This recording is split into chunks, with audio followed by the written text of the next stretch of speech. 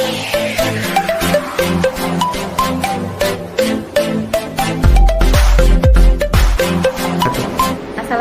warahmatullahi wabarakatuh. Selamat datang di video pembelajaran keterampilan medik.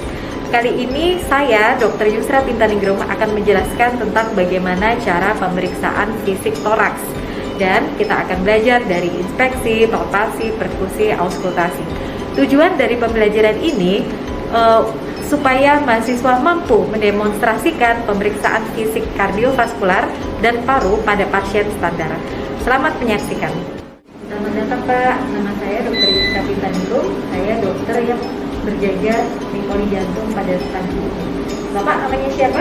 Mas Anu. Usianya berapa Pak? 40 tahun. Oke, Bapak rumahnya di mana? Di Meninting. Oke, nah berhubung Bapak tadi telah mengatakan ada keluhan nyeri dada, maka saya akan melakukan pemeriksaan fisik yang bertujuan untuk mengetahui apa ada kelainan di jantung dan paru Bapak. Apakah Bapak bersedia? Iya. Silakan Pak. Bapak, untuk mempermudah pemeriksaan, dimohon untuk melepas semua baju bagian atas. Silakan untuk berbaring di sini. Sebelum melakukan pemeriksaan, kita harus mempersiapkan alat-alat. Yang dibutuhkan adalah 2 penggaris bening, kemudian pulpen atau spidol, jam tangan, dan stetoskop. Lakukan cuci tangan 6 langkah.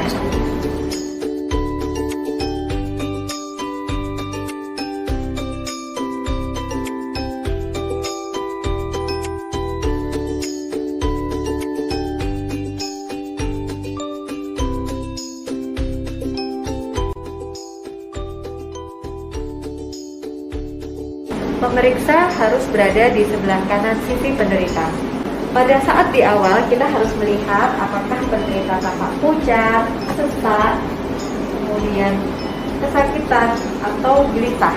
Kita melakukan pemeriksaan leher, kita lihat apakah ada hipertrofi atau penggunaan aktif otot bantu nafas. Dan pada pasien ini tidak kita dapatkan. Selanjutnya adalah melakukan pemeriksaan JVP. Caranya adalah penderita diposisikan 45 derajat. Kemudian kita harus melakukan atau menentukan di mana letak vena jugularis interna. Vena jugularis interna tampak pulsasi di sini, kita bisa tandai dengan pulpen atau dengan spidol. Kemudian kita juga harus menentukan di mana angulus ludovisi.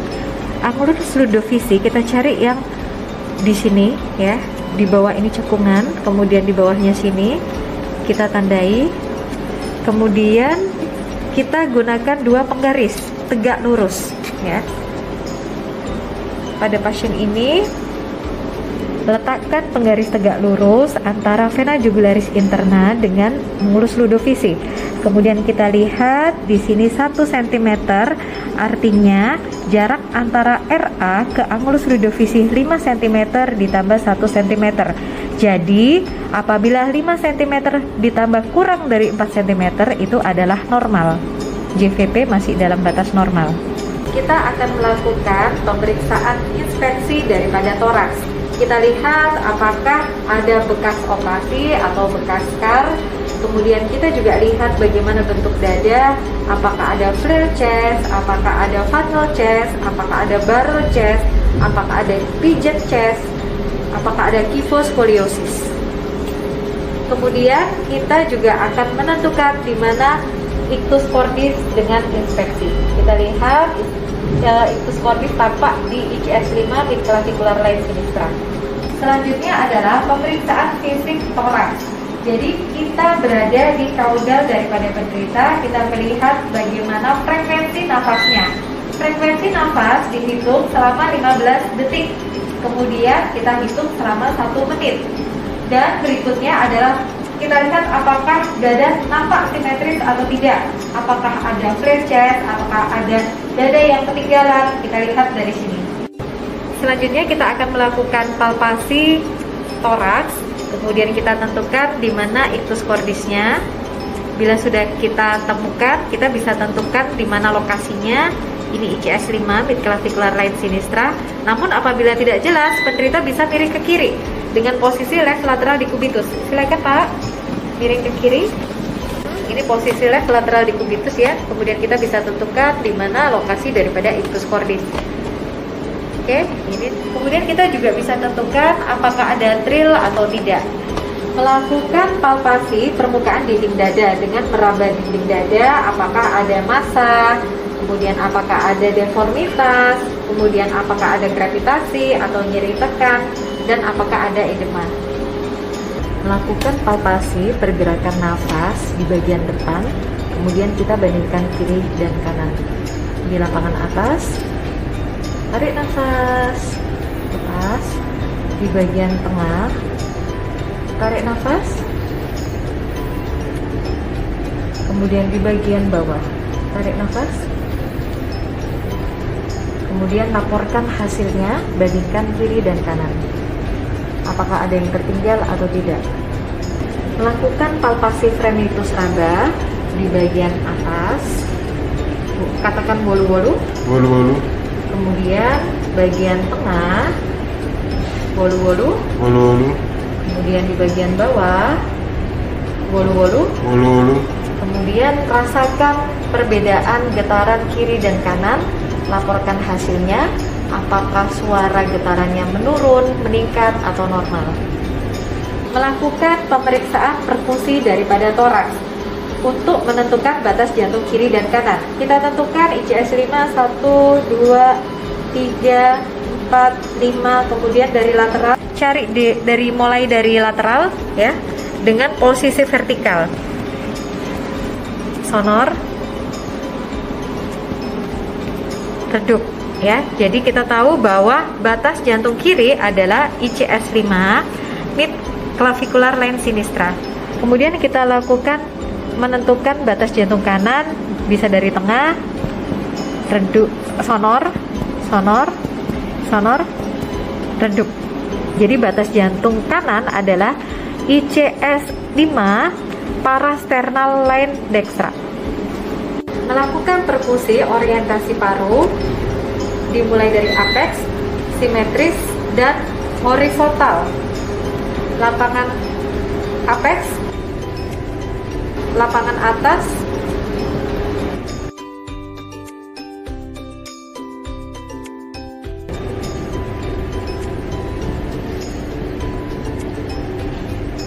tengah,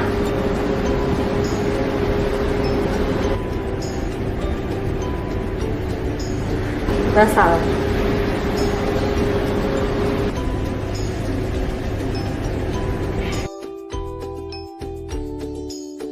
Lakukan auskultasi jantung dengan ini menghadap ke atas. Kemudian kita harus tahu ini adalah bel dan ini adalah diafragma ya.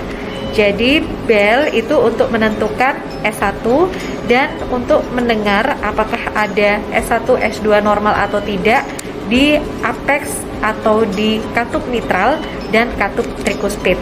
Sedangkan yang diafragma ini untuk menentukan S2 dan untuk melihat apakah ada kelainan di katup, apakah ada murmur baik di katup aorta maupun katup pulmonal.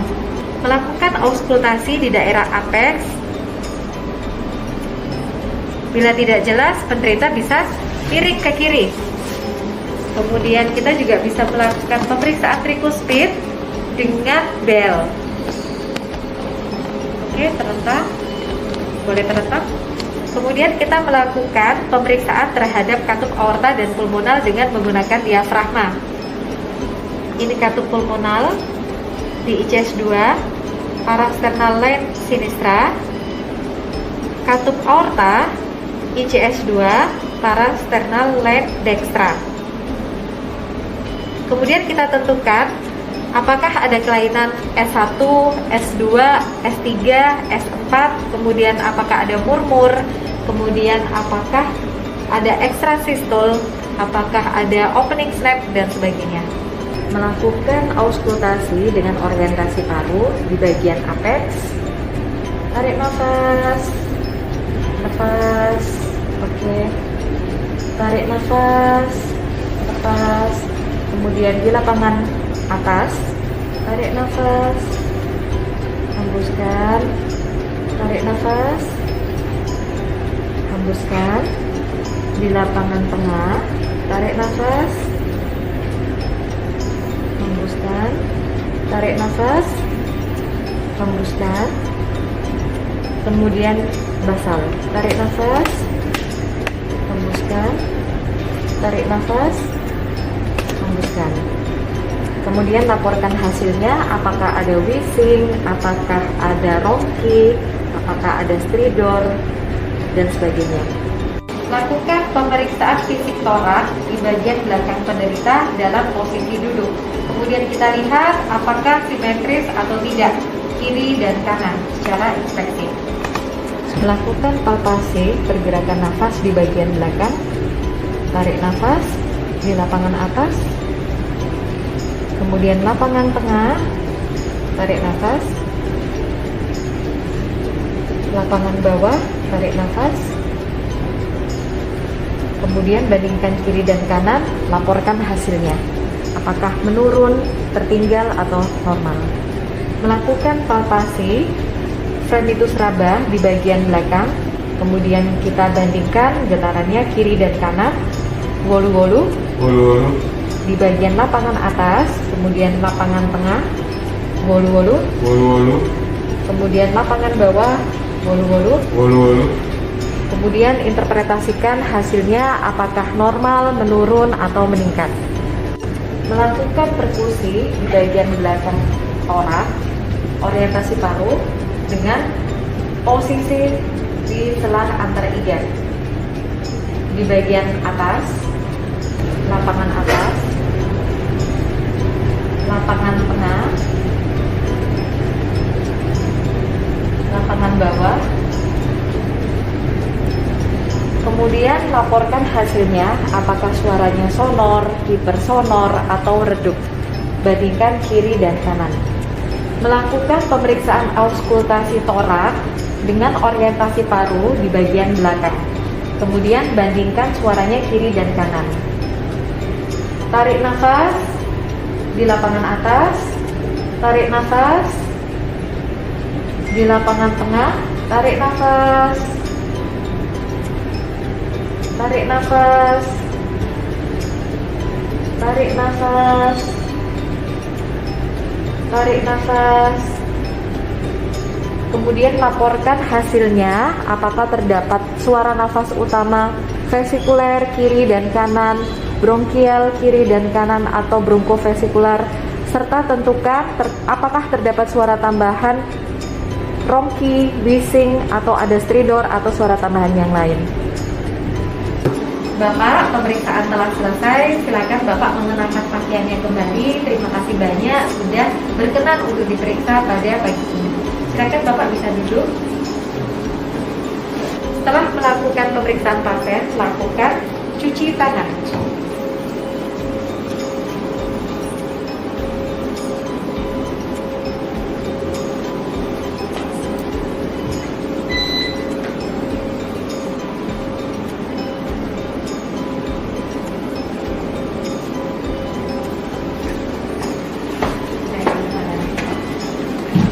Oke Bapak, jadi pemeriksaan sudah selesai. Dari hasil pemeriksaan memang didapatkan bahwa tidak ada kelainan di dinding Bapak. Namun saya membutuhkan pemeriksaan penunjang yang harus saya lakukan, contohnya elektrokardiografi dan fotoronsen untuk menegakkan diagnosis tersebut. Terima kasih atas kunjungannya Pak. Nanti kita akan bertemu lain waktu lagi. Selamat pagi. Baik adik-adik, demikian video pembelajaran keterampilan medik mengenai pemeriksaan fisik toraks. Apabila ada hal-hal yang masih belum jelas bisa ditanyakan ke instruktur masing-masing. Saya harap semoga video ini sangat bermanfaat untuk kalian semua. Selamat belajar.